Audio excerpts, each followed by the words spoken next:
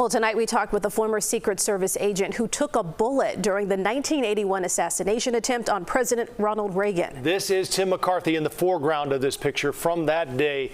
He survived and went on to become the chief of police in Orland Park. Today's shooting certainly brought back memories for McCarthy, who talked to me about the investigation ahead, the response by Secret Service agents, and just how lucky the former president was.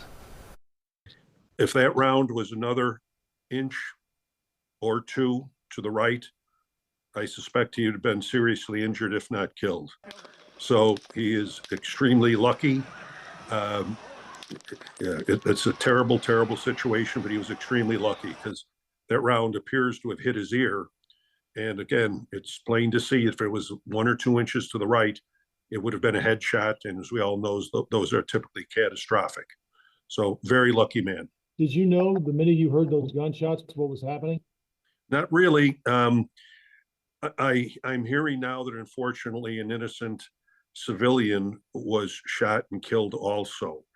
That wasn't apparent at the beginning, so I was slightly confused as to what happened, because the round that apparently hit the president, and there were several other shots that appeared to be fired, you didn't see any other civilian casualties. So it was somewhat puzzling exactly what happened initially. But as we all know, the first 3 or 4 stories, it's going to take a while before all of this is unraveled. The agents practice it. There's different acronyms for the training, but you simulate attacks on the president with other agents and people using, blanks, handguns, flashbangs, knives. That was their role in this occasion, to cover and evacuate the president. Unfortunately, in almost every firefight, the bad guys often get off the first round because it isn't humanly possible to react instantaneously, but you're going to react shortly thereafter. And it appears they did.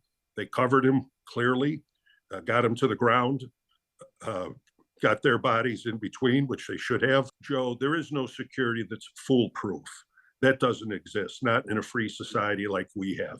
You can have standoff weapons a half a mile away, drones, and all sorts of different things. So the goal of security is to bring the odds in your favor through 3 rings of security, through the use of counter snipers, metal detectors, all the police and other federal agencies that assisted. What's going to be important is the follow-up investigation as to how and why this happened. That's what we need to know. How did they defeat the security to get off these rounds? But again, as I said, unfortunately, in law enforcement, the bad guys often get the first rounds off, and you have to respond. But it appears Secret Service responded properly to it.